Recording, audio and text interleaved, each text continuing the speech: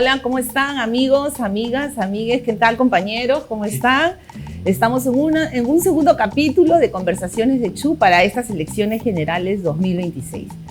Como saben, esta nueva temporada está dedicada a conversar, a dialogar, a visibilizar las propuestas de nuestras compañeras y compañeros candidatas para la Cámara de Diputados y para la Cámara de Senadores.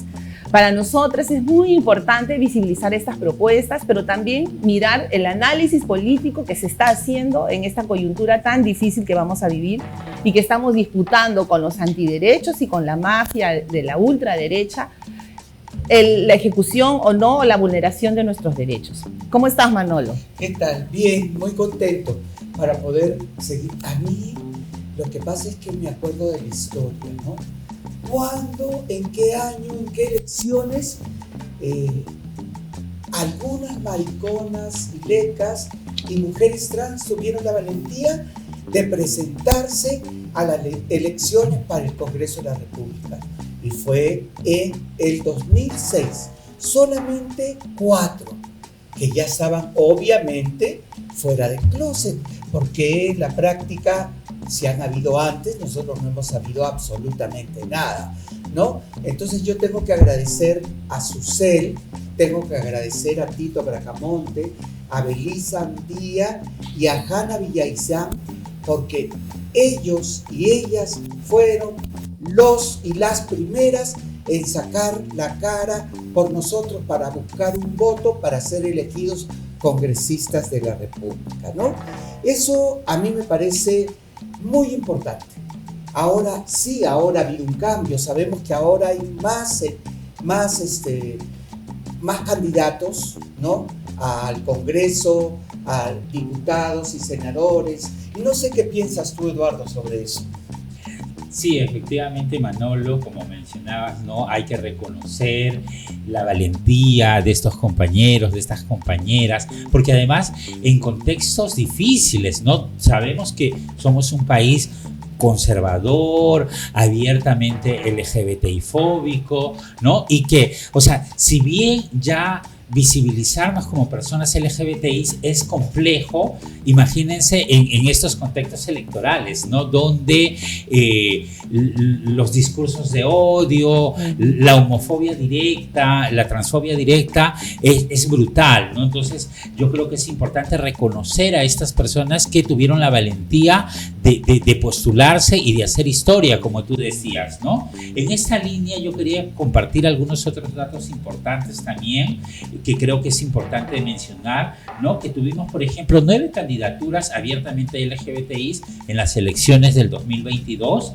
de las cuales solo 3 llegaron a ejercer un cargo público electos por voto popular. Aunque se registra un ligero aumento en las candidaturas LGBTI, porque hay que reconocer que aún, a diferencia de otros países de la región, esto es como que un dato muy incipiente, ¿no? Es importante también mencionar que 23 fueron en las elecciones generales del 2006 y entre el 2020 y 2011, ¿no? Y 22 candidaturas en las elecciones regionales y locales entre el 2010 y 2018, ¿no? Entonces, vemos que si bien de lo que tú mencionabas, ¿no? De 4 primeras candidaturas a inicios de los 2000, ¿no? Como a las elecciones pasadas ya han sido más de 20 candidaturas, y eso es, o sea, si bien vamos paso lento, pero vamos avanzando, ¿no? Y eso es importante mencionarlo. Sí, nada es fácil. Luchamos diariamente, anualmente, para mostrarnos públicamente, ¿no? Creo que es eso también. Yo creo que también es importante mencionar que quizá habían candidaturas LGTB antes, solo que estaban en el closet, no eran fuera del closet. Creo que es importante mencionar que estas candidaturas fueron abiertamente de la disidencia sexual y de género, llevando explícitamente una agenda, claro, referida a ello, ¿no? Sí, pues. Porque en la línea de lo que mencionas, Maribel, es interesante también mencionar, y lo hemos conversado muchísimo, que muchas veces, y hay que decirlo sin vergüenza, ser mujer o ser LGBTI tampoco es garantía muchas veces de mucho, y tenemos claros ejemplos como Cabero, como muchos congresistas,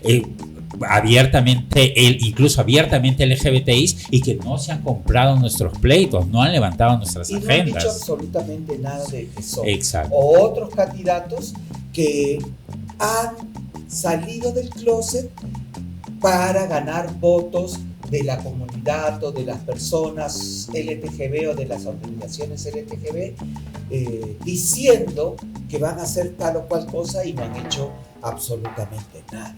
Bien, amigos, ahora nos vamos a un corte y regresamos con nuestra invitada del día de hoy.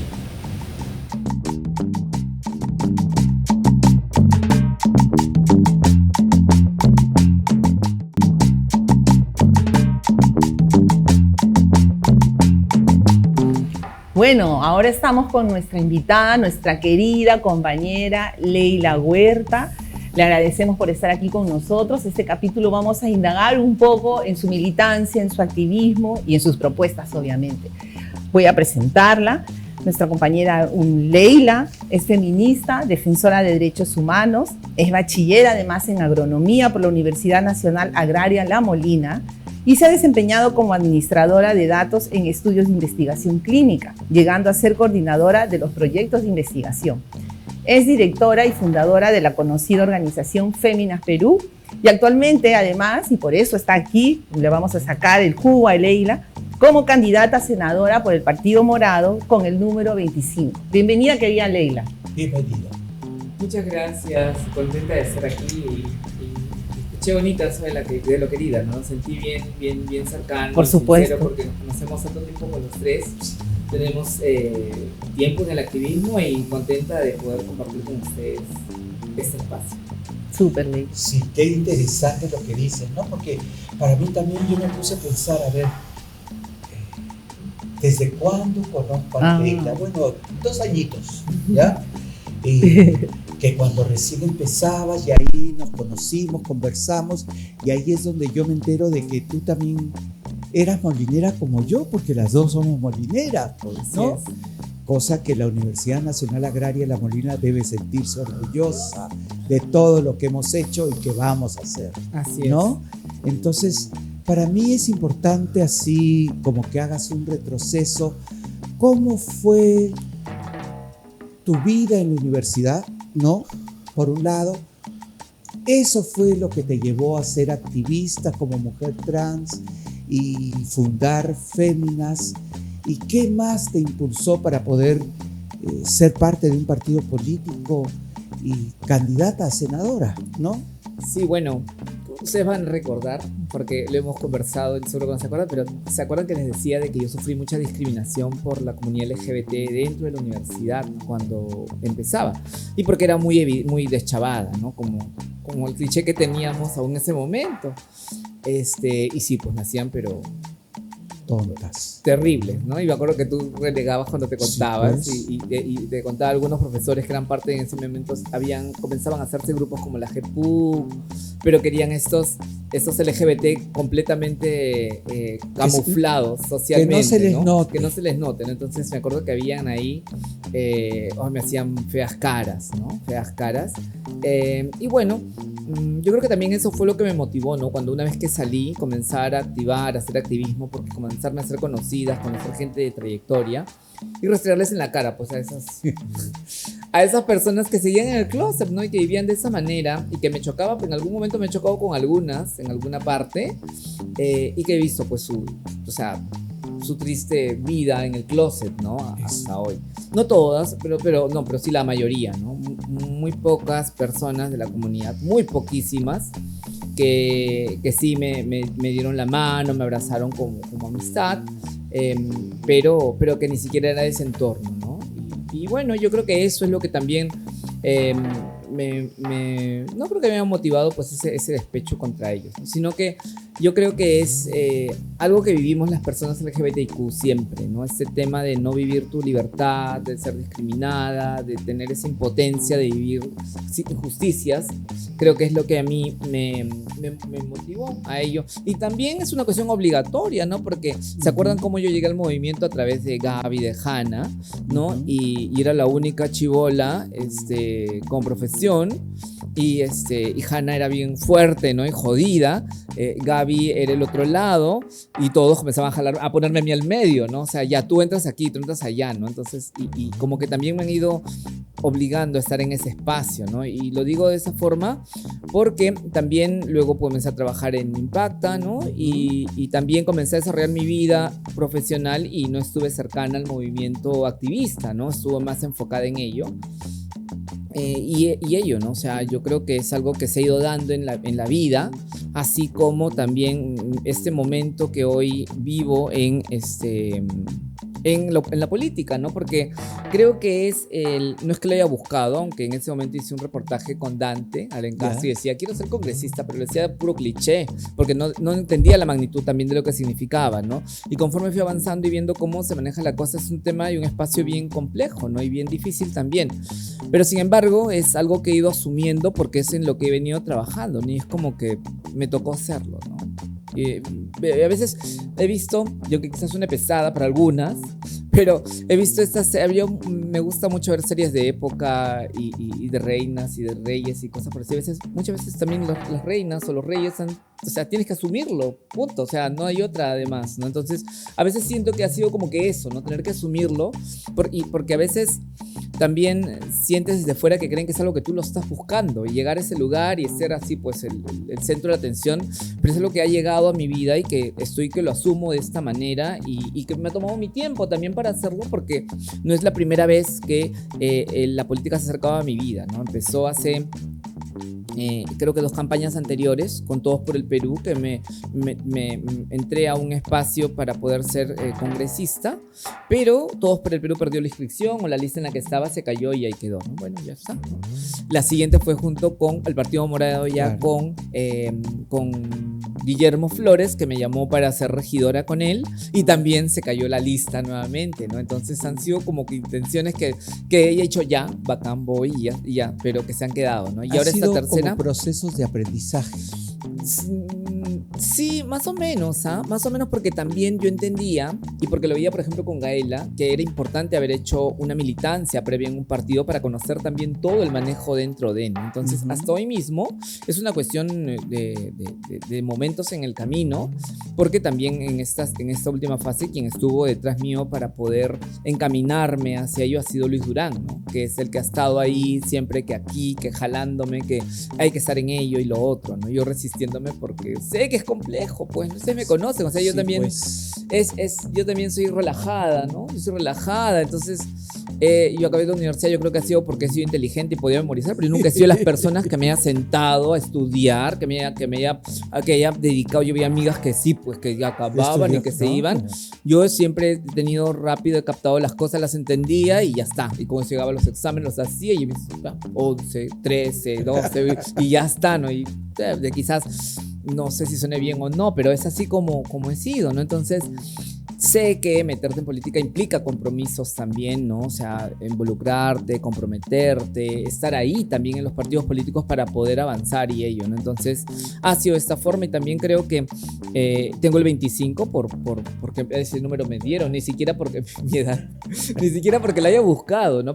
Y creo que quizás me hubiese tocado un número más bajo porque Luis Durán me decía, tenemos que conversar, en marcha que lo encontrar, tenemos que conversar, yo ya era militante del partido, pero estaba metida en FEMIS, tenemos que conversar. Yo imagino que tenía que ver con ello, porque también no he pagado nada por estar en el partido, pero también sabemos que los partidos al momento de dar los números también ven el grado de influencia que tú tienes, ¿no? Entonces yo creo que quizás quería darme un número más bajo, ¿no? Para poder estar en ello, pero nunca conversé con él, ¿no?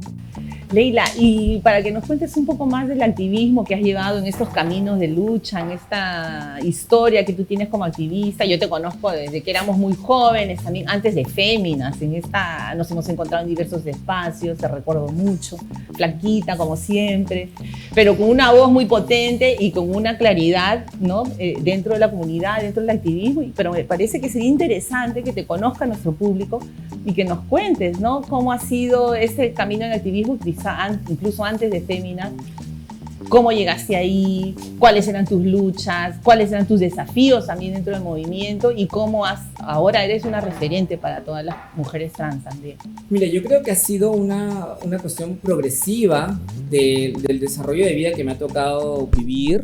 También tiene que ver con tus principios y valores, de lo que tú tenías, porque como lo decía, cuando yo estuve en Impacta, yo no hice activismo. Fue un buen tiempo que estuve alejada del activismo, pero habían convicciones que tenía marcadas, ¿no? Yo recuerdo que una vez a mí me ofrecieron tener que ir a un viaje de representación en la parte comunitaria y les dije que no, porque yo no era un personal comunitario y que debería de ser otra persona desde la comunidad y que ocupe ese cargo y era una trabajadora más, ¿no? Y ahí quedó, ¿no? O sea, y también me acuerdo que después, cuando yo comienzo en Féminas, me llaman para trabajar en el Fondo Mundial, ¿no? Entonces yo también, y les dije que no, porque yo ya estaba llevando ello y le dije lo mismo. O sea, para mí debería de otra persona, yo no soy la única que pueda estar, porque he sentido también que ha sido mucho eso, ¿no? Que me han mirado y que han querido que sea yo sin dar oportunidades a otras personas, ¿no? Entonces, por eso que te digo, tiene que ver mucho también con los valores y los principios que puedas tener, ¿no? Porque también he visto cómo estas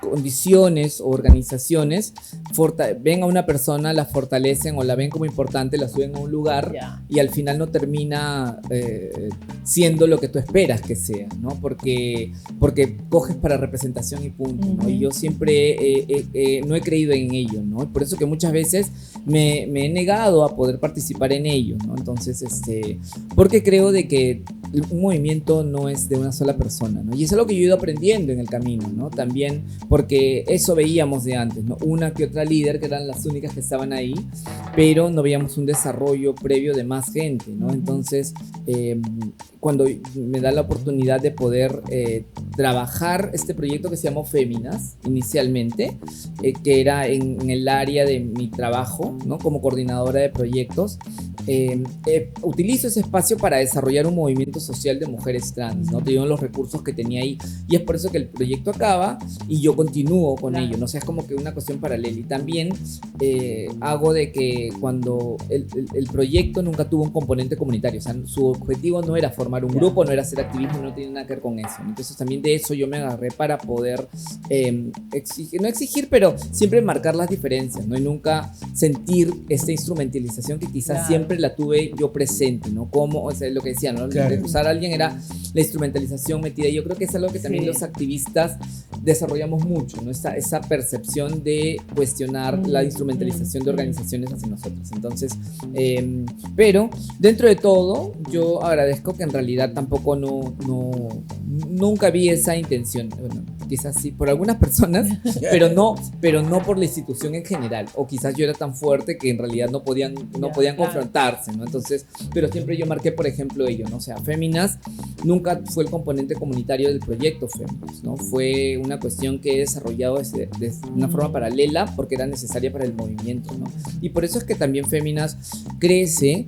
Y también porque aparecemos hace 10 años cuando también las redes sociales comenzaban a hacer un boom, y yo creo que también tuvo que ver con ello, ¿no? Con que pudimos evolucionar, cosa que otros activismos, otros liderazgos no se daban cuenta de ello y por eso no pudieron evolucionar, porque no cogieron el swing de ese momento que las redes sociales empezaban a avanzar, y eso fue, creo, una fortaleza importante para lo que es hoy Féminas, ¿no? Nos vamos con un corte y regresamos.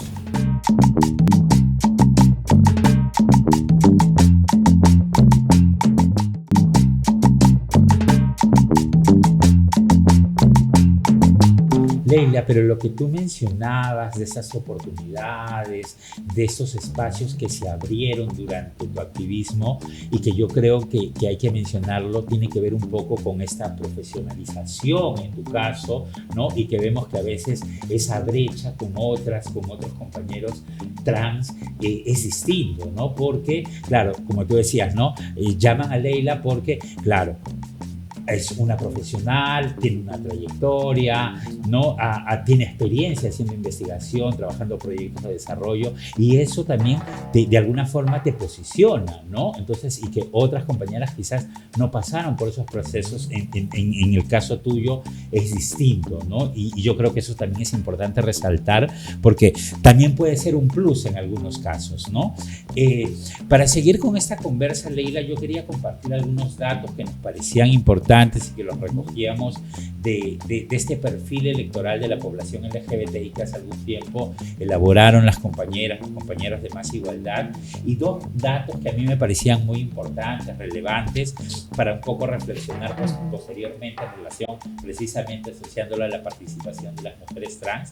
Era que, por ejemplo, uno de ellos decía que el promedio, ¿no? El 70% de ese estudio de población LGBTI no está muy interesada en la política, ¿no? Y que un 38% algo interesada y un 32% muy interesada, ¿no? Entonces veíamos que no es muy elevado el porcentaje de interés en la política, pero que sin embargo un 37.5% de las personas trans y de género diverso están poco o nada interesadas en la política, ¿no? Entonces yo quisiera preguntar cómo, hablando de esta profesionalización, también vistes esta oportunidad para involucrarte de repente en política, o cuál fue tu proceso, ¿no?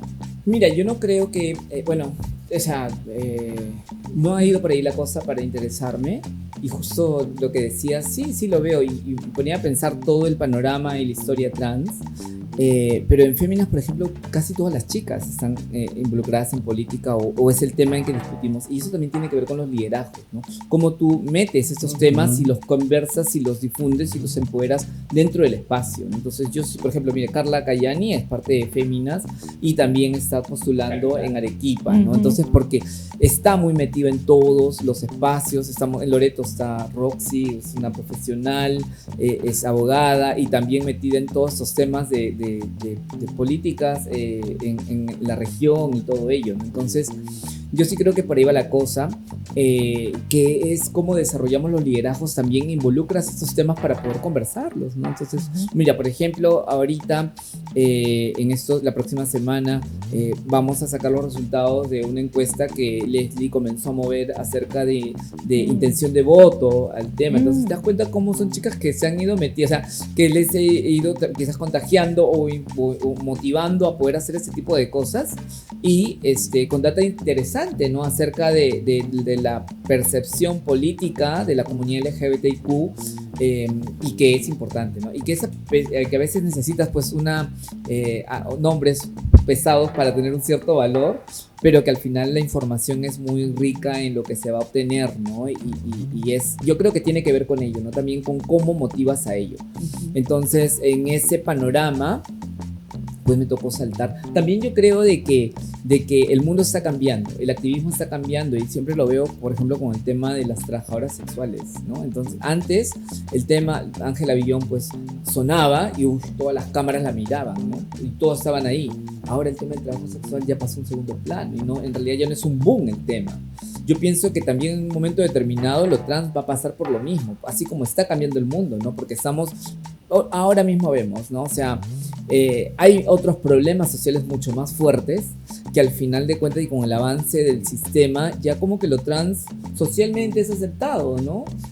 Por eso que quieren hacer leyes para poder contrarrestar el tema, pero socialmente hay una aceptación y un respaldo social que te ayuda a ello.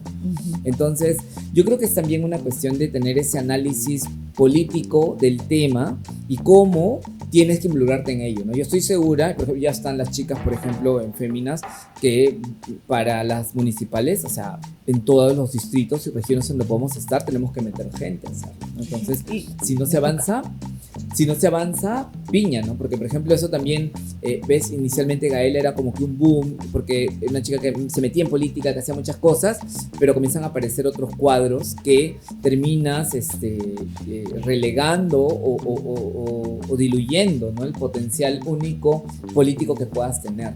Y eso es importante, ¿no? Porque hay mayor participación política de las personas, en este caso trans. Completamente, y también porque el menú que les ofreces a la gente para votar es diferente, ¿no? Porque tienes ya perfiles. En estas elecciones estamos Gaela, está Lucrecia, estoy yo, ¿no? Entonces, con perfiles completamente distintos, ¿no? O sea, y que ya la gente, pues, va a ponerse o a colocarse en quien más se sienta representada con ellos. Y no las tres no tenemos la misma perspectiva de la vida, ¿no? O sea, también somos generacionalmente distintas, pero es algo que también tenemos que mirar, y que yo, por ejemplo, también como recomendación a las chicas que participan en política es mirar cómo también primero fortaleces un desarrollo profesional previo, porque la política es muy ingrata. O sea, si no sales, pues te quedas en el aire y muchas veces no te van a llamar a ningún lado para trabajar. Entonces, cómo también tú fortaleces previamente ello, ¿no? Es lo que también trato de decirle a las chicas. La política tiene que ser algo que va llegando a tu vida, pero no es algo que tienes que buscarlo, porque también lo vemos, ¿no? Como este sistema nos ha hecho creer que la política es una inversión. Entonces, yo pago por un número alto, pago por tener un espacio, pago un comunicador y ya está, voy a ser congresista. O solamente es para un determinado número, no, para determinadas personas que reúnen determinadas características. Las otras no pueden. Así es, ¿No? pero te das cuenta que a la hora de la hora, si no estás preparada para esto, sales de ese ridículo. O sea, por más que pagaste, hiciste, y yo creo que nuestro tema es mucho más complejo que un fanfarrón puede hablar un tema cualquiera, pero el tema trans es un poco más sensible, y por eso al querer hacer esto sin una previa preparación terminas haciendo el ridículo y diciendo algo que no está siquiera alineado con la lucha o sea, tú al final representas a las mujeres trans y no tienes un discurso pro mujeres trans, o sea, ahí te caes completamente, ¿no? Leila, y ahí, en ese marco, ¿cómo han hecho ustedes, ¿no? Porque hay representaciones de mujeres trans en otras regiones, ¿no? Y a nivel de partidos políticos, sabiendo que estamos en una sociedad, ¿no? En unas ciudades violenta, sumamente violentas, transfóbicas, homofóbicas, bien machistas. Que valida estereotipos. Y en este contexto, digamos que eso está súper visibilizado con toda la ultraderechización que hay a nivel mundial. ¿Qué estrategia han utilizado ustedes o cómo han hecho para poder entrar en los partidos políticos y estar ahí, tener una voz, una presencia, ¿no? Yo creo que mucho tiene que ver también este discurso fuerte desde dentro, ¿no? O sea, es lo que representa. Yo sí siento que el empoderamiento es algo que se contagia. Entonces, si yo desde aquí soy, por ejemplo, un referente para las chicas de provincias, no puedo bajonearme, ¿no? Por eso decía muchas veces como que siento que tienes que asumirlo, ¿no? O sea, como que es una obligación asumirlo porque hay gente detrás que lo está haciendo y que te está siguiendo, ¿no? Entonces, por ejemplo, lo veo, ¿no? En Cusco, en Arequipa, en Loreto, que las chicas se sienten muy respaldadas porque ven que me meto, ven de la forma en que yo entro, ¿no? Con un discurso más o con un tú a tú, hablar con alguien y no diciendo yo soy la pobrecita, que no tengo esto, que me pasa esto, que me pasa lo otro. No, o sea, yo voy a decir, yo merezco pues los mismos derechos que cualquier persona porque pago los mismos impuestos que todas las personas. Aquí no te estoy pidiendo un favor ni nada por el estilo. Por eso decía también la forma como cada una tiene un perfil distinto de la forma como hace política, ¿no? O sea, Gaela es de la izquierda, sí lleva la bandera esa, ¿no? O sea, esto pasa, estoy aquí, no pasa esto, por lo otro. O sea, un discurso completamente distinto, ¿no? O sea, yo voy desde el punto en que merezco esto porque me la creí, ¿no?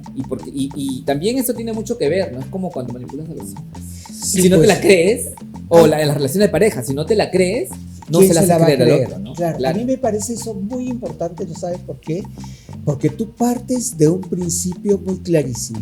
Me siento orgullosa de ser lo que soy, y eso has tenido la capacidad de poderte mostrar ante las demás mujeres que son iguales que tú.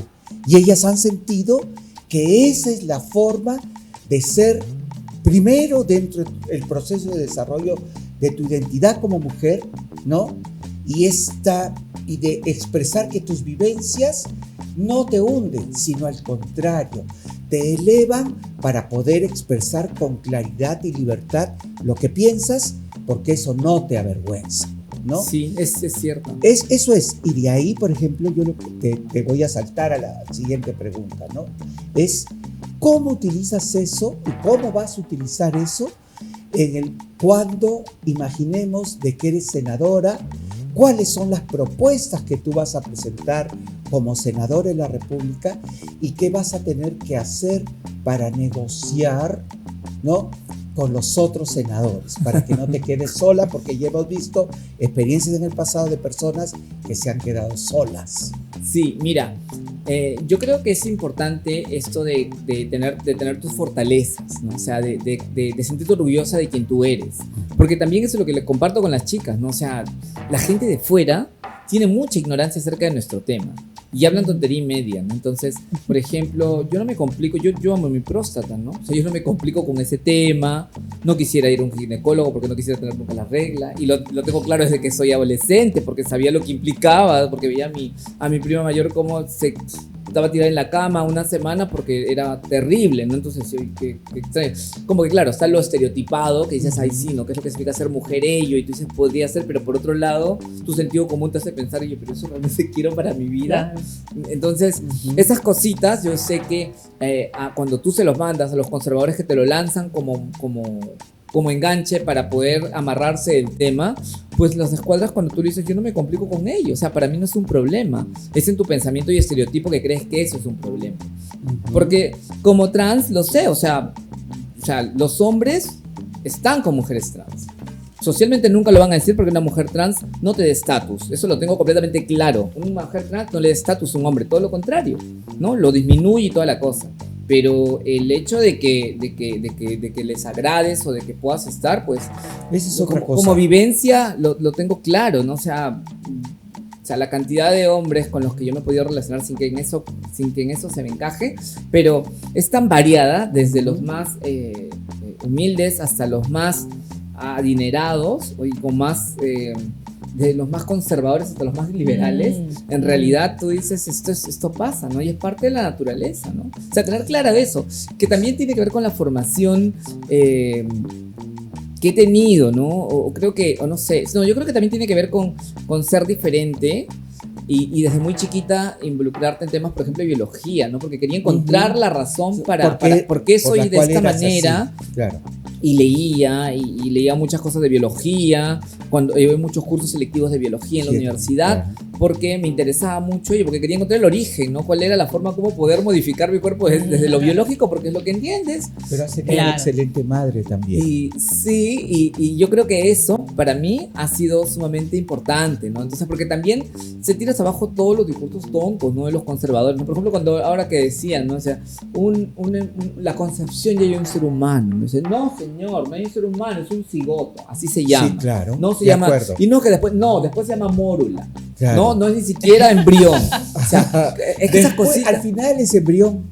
Claro, al final es un embrión y eso es, ni siquiera es embrión, aún tiene todos los órganos que necesita. Hay embriones que van formándose en el transcurso del tiempo, ¿no? Entonces, entender que cuando, o sea, llevarles el tema de la biología, que tanto se llenan la boca de la biología, pero que la lean, ¿no? O sea, no que, siempre digo, ¿no? O sea, ellos han sido los que faltaron esa clase en el colegio y pidieron prestado el cuaderno para escribirlo y repiten desde lo que copiaron, porque nunca estuvieron en la clase y no entendieron lo que significaba ser biólogo, ¿no? A veces cuando dicen también mujeres biológicas, y siempre lo critico, digo, no es el cotero, ¿qué somos? ¿Robots? Así no somos biológicos, todos somos seres biológicos, ¿no? Entonces, la biología, todos tienen pues, cromosomas, tienen una función fisiológica en su cuerpo, producen hormonas, todo. Y es importante saber esto, porque, por ejemplo, cuando la hija de Keiko puso el ejemplo de los fenotipos, oye, tú estás representando no tu genotipo, porque te estás haciendo el cabello. Si te haces el cabello, ya estás cambiando la información que hay la información que dice que debes de tener. Entonces, la expresión, ¿no? La expresión, claro. El genotipo bio no cambia, nadie lo cambia. No. Pero esas pequeñas cositas, es como que te ayudan o conocerlas a poder frenar este tipo de discursos, ¿no? Al final de cuentas, en un concurso de belleza, lo que premias es la belleza, ¿no? Lo que calificas es la belleza o los estándares de belleza. No premias qué cromosomas tienes, porque nadie sabe cómo son nuestros cromosomas, ¿no? Bueno, ¿no? ¿Y qué vas a hacer entonces ahora en el Congreso? Mira, yo creo que es importante que la gente sepa también que en esta nueva figura del Congreso son dos cámaras, ¿no? La Cámara de Diputados es quienes van a presentar proyectos de ley, van a poder hacer todo esto, y la Cámara de Senadores va a ser una cámara en la cual es mucho más importante porque es quien escoge al defensor del pueblo, es quien escoge al TC, es quien escoge todo eso, es quien se baja o lo deja al presidente existir, es quien cierra o deja que la Cámara de Diputados siga funcionando, ¿no? Entonces, para mí es sumamente importante tener principios, valores y ética para poder desarrollar este espacio, ¿no? Porque tenemos que tener principios muy bien claros de lo que queremos hacer. Entonces, el Partido Morado es un partido que cree en un Estado de República en el cual las personas somos ciudadanas y debemos de gozar de los mismos derechos.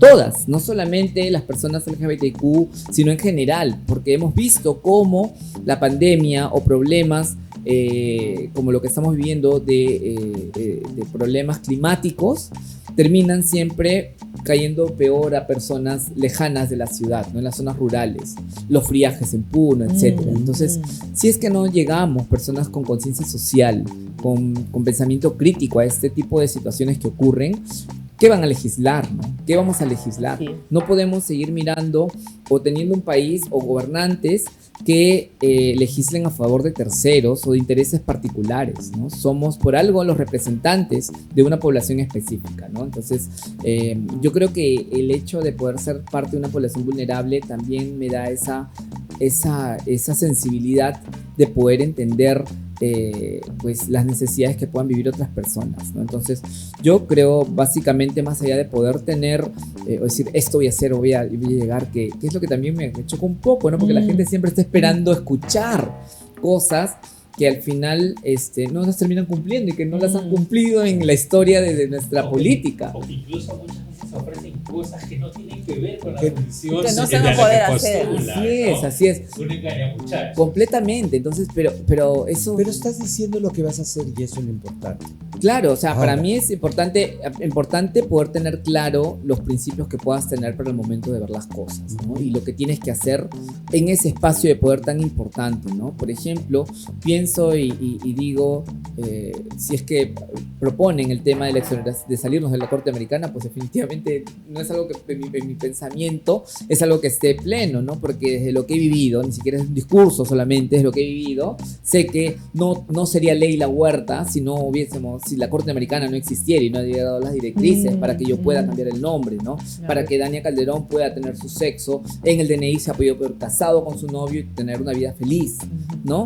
Entonces, ese tipo de discursos populistas para mí sí son cuidadosos. Y si es que, no sé, o sea, pienso que se construyen las cosas desde esa perspectiva, no teniendo que decir algo populista para que la gente pueda votar por ti y decir sí, ¿no? O sea, decirle a las chicas, va a haber una ley de identidad de género y que voy a hacer esto y lo otro y va a haber, no, pero sí creo, por ejemplo, sí me parecería importante usar este espacio para generar espacios de profesionalización para las chicas, ¿no? Recursos para poder, no sé si es que lo pueda dar, pero sí poder hacer la incidencia para que los gobiernos regionales puedan tener espacios donde, ¿no?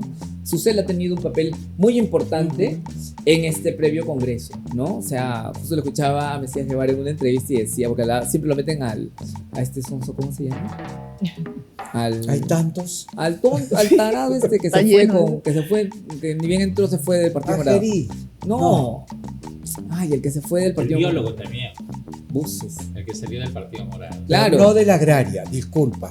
Ya sé cuál, el joven, ¿no? Sí, ese. Málaga. El de la marihuana. No de la agraria. El de la marihuana. Es de la Cayetana. Ya ves. Hay diferencias ahí. Sí. Pero bueno, o sea, y ponía en una balanza, ¿no? A For Pablo, a Susel y este tipo, ¿no? Entonces, al final de cuentas, en promedio, el desempeño de Flor Pablo como Susel ha sido pues mejor y bueno a comparación de este otro sonso que se metió y que aparte hizo tontería y media en el Congreso, se prestó para cochinadas, ¿no? Y hay cosas que a veces no puedes controlar tampoco, ¿no? Que escapan de tu espacio, pero sí yo creo que es importante el reconocer que sí y no negarte a ello, ¿no? No negar que no, o sea, sí, pues estuvo en el partido, es una persona detestable, pero ya está, es algo que no puedes controlar, pero como posición partidaria es que reconoces lo que pasa, ¿no?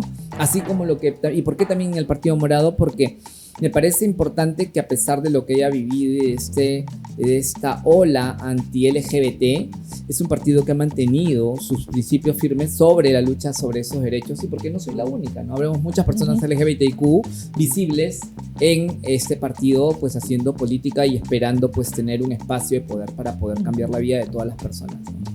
Bueno, estamos súper agradecidos, Leila, podemos estar contigo toda la tarde, todo el toda día. La noche, ha conversando. sido súper interesante, exactamente, estar contigo, conocer más de tus apuestas, de tu militancia, de tu activismo en este camino. Creo que es importante que la gente lo sepa y que sepa que las candidaturas LGTBI vienen de una historia de lucha. No son la hija del vecino que se le ocurrió hoy día o ayer para llenar las listas, sino que vienen de una historia de resistencia, de lucha, acumulada, con experiencias, con coherencia, estando en diferentes espacios y, como es en tu caso, además, formando a otras mujeres, trabajando con las bases para que también estén en el camino de la lucha, ¿no? Y visibilizando todas las problemáticas, pero también dando propuestas ahora desde estos espacios, ¿no? Te queremos agradecer muchísimo, Leila, estar con nosotras. Deseamos de verdad que estés dentro. Necesitamos gente como tú en esta nueva manera de pensar la democracia para nosotros, que es urgente, que es necesaria. Se va a tener que dar la lucha en este nuevo Congreso y creo que gente como tú, luchadora, clara, como muchas otras compañeras, necesitamos que estén ahí dentro, ¿no? Va a ser una gran ganancia que tú estés ahí, Leila. Por favor, dirígete al público y diles que voten por ti y por qué. ¿Y qué número? Claro, bueno, miren, algo importante que me dijeron en el mall que estuve la semana pasada, que en verdad soy la primera mujer trans que va al Senado, ¿no? Hemos tenido a Belisa Andía, a Hanna Villaizán, a Gaela, ¿no? Yendo al Congreso, pero al Senado es como que la primera. Yo ni me había percatado de ello, ¿no? Porque siempre cuando me preguntaban decían, no soy la primera, pues antes han habido otras personas que han estado en ello, pero me lo dijeron y es sumamente importante por la coyuntura en la que nosotros vivimos, ¿no? Entonces, sí, para mí es importante poder transmitirles que en realidad por mí puede votar todo el Perú. Yo voy al Senado Nacional y puede votar también cualquier peruano o peruana en el extranjero. Mi candidatura es nacional, así que todos pueden votar por mí. Estoy en el Partido Morado, estamos al final de la cartilla electoral. Estoy en la segunda columna, a Mesías, y al siguiente nomás estoy yo. Entonces, y mi número es el 25, que lo pueden escribir. Y nada, contenta de poder compartir con ustedes, amigos de muchos años. Nos hemos peleado en diferentes ocasiones, pero que también, válido. Pero que también valoro eso, ¿no? Que a pesar de que tengamos diferencias, hay algo más allá. Porque la gente sigue siendo la misma. Así es, y hay cariño también, ¿no? O sea, porque cariño, creo que es en qué familia no nos peleamos, no discutimos, no más que pelear, no discutir, pero que también yo creo que, porque eso creo que le enseñamos al movimiento que viene detrás, que a pesar de las diferencias tenemos que avanzar juntas porque la problemática la vivimos todos de la misma manera. Y contenta nuevamente. El enemigo está afuera. Claro, el enemigo está afuera. También hay algunitas y algunitos adentro. Claro. Pero son parte del show también. Claro. Un poquito de gusto y poder ir esas ha sido cositas, ¿no? hermoso estar hoy día contigo y acordarme de muchas cosas y pensar muchas cosas también. Sí, gracias, Leila. Gracias, Leila. Y importante ver lo que tú mencionabas en un inicio de la entrevista, ¿no? La diferencia, porque también dentro de lo diverso que somos, existe una diversidad de propuestas, de expresiones, de pensamientos, ¿no?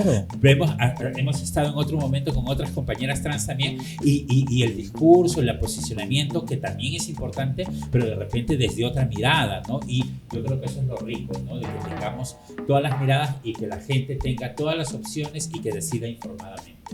Y que el voto puede ser cruzado, ¿no? Entonces pueden votar por mí, claro, por Gaela, ¿no? O sea, que tampoco competimos por ese lugar, ¿no? Al contrario, o sea, vamos a lugares donde podemos hacer una buena sinergia para avanzar, ¿no? Entonces esa es una muy buena combinación. Sí, claro que sí, claro que sí. Bueno, entonces ahora nos vamos al siguiente segmento, que son las noticias de hecho.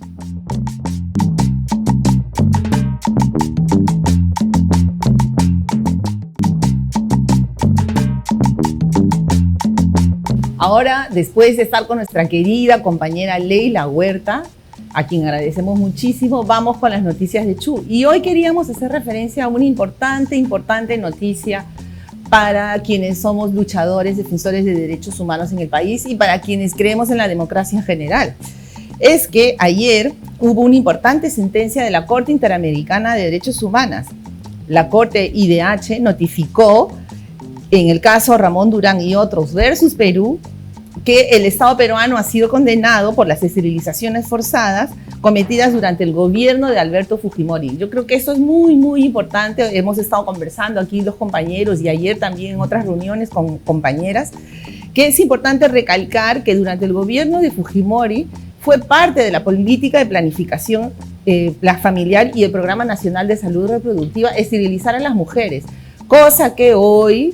Cuestión que hoy Keiko Fujimori, candidata a la presidencia, y el partido de Keiko Fujimori niega, cuando era parte de la política de salud reproductiva y planificación familiar. Entonces es importante, compañeros, decir que Celia Ramos fue una mujer de 34 años, piurana, y falleció en el año 1997 tras ser sometida a una ligadura de trompas bajo coacción y sin consentimiento informado como parte de este programa. Tengamos en cuenta que estas esterilizaciones forzadas fueron realizadas principalmente a mujeres empobrecidas, mujeres indígenas, mujeres quechuahablantes, a quienes no se les informaba y se les hacía esta operación. Esta mujer murió y a cargo de compañeras feministas y organizaciones feministas se llevó el caso a la Corte, a la Comisión Interamericana de Derechos Humanos. O sea, se tuvo que llevar a cortes internacionales porque a nivel nacional no se reconoce aún que eso fue un delito de lesa humanidad. Y ahora nuestro compañero Eduardo nos va a dar algunos otros puntos clave del caso.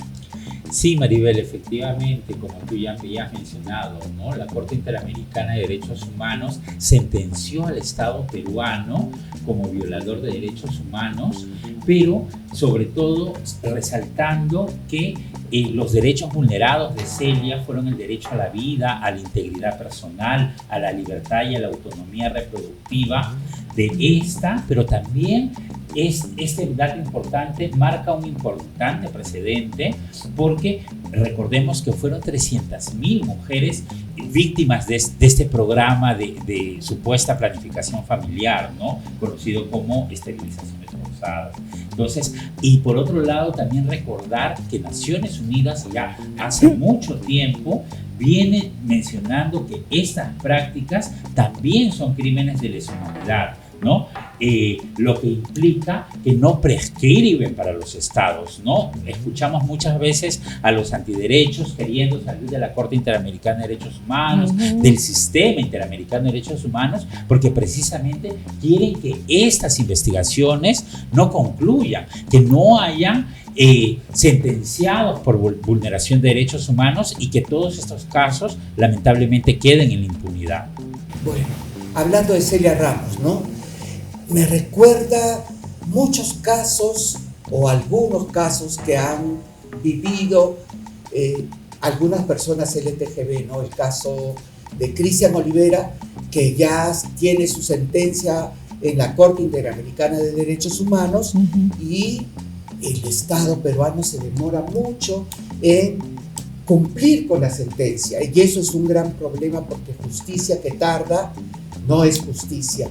Luego tenemos el caso de Jeffrey Peña, que no ha podido todavía seguirse presentando a ninguna corte, pero ha sido un caso muy injusto en el cual él ha sufrido un ataque violento que tuvo 180 puntos y la policía se negó a apoyar y tuvo grandes dificultades para que sea atendida en los servicios de salud, ¿no? Y eso me hace recordar que los crímenes de odio, los crímenes por prejuicio continúan en ese país. No hay una ley que haya sido aprobada por el Congreso de la República. No hay una ley que acepte que en este país hay discriminación, ¿no? Desde el año 2020 hasta ahora tenemos casi 65 crímenes de odio, con grandes dificultades para registrarlo, porque además el registro de esos casos son casos registrados por la sociedad civil.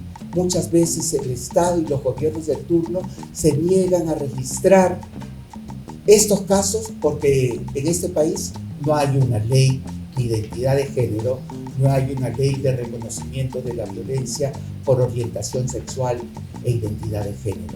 Entonces yo creo que esas son cosas que hay que decirlas. ¿Qué piensa Maribel? Sí, Manolo, compañeros, yo creo que es importante resaltar dos cosas de eso, ¿no? Lo primero, sobre el caso de Celia versus el Perú, creo que es necesario decir que tras 25 años, ¿no? Como dices tú, una justicia que ha tardado, crea un precedente para miles de otras mujeres que no tienen acceso a estos procesos judiciales y que sus casos están a la espera. Son mujeres, muchas de ellas muy mayores, que ya no van a poder ver el acceso a la justicia. Entonces creemos que ese es un dato importante y importantísimo, sobre todo en este contexto en que hay que elegir, en que hay que ver por quién van a dar sus votos. Y el partido de Keiko Fujimori, Fuerza Popular, está en contra de visibilizar estos casos. Eso es para tener esa información. Y por otro lado, los datos que ha dado Manolo también son sumamente importantes y relevantes. Yo quiero decir y visibilizar que esos datos son hechos por organizaciones de la sociedad civil, porque nuestro Estado, el Estado peruano, no tiene registro de la violencia cometida hacia la población de la disidencia sexual y de género. No tiene un registro oficial y lo que hay es muy mínimo, muy poco y pocas veces desagregado por identidad o por orientación sexual. Ojo. Por ejemplo, el protocolo que se utiliza para el Ministerio Público para el tema de criminalidad no tiene esta desagregación, ni el Ministerio tampoco de la Mujer, en el programa Aurora tampoco lo tenía desagregado, los casos de violencia hacia las mujeres, ¿no?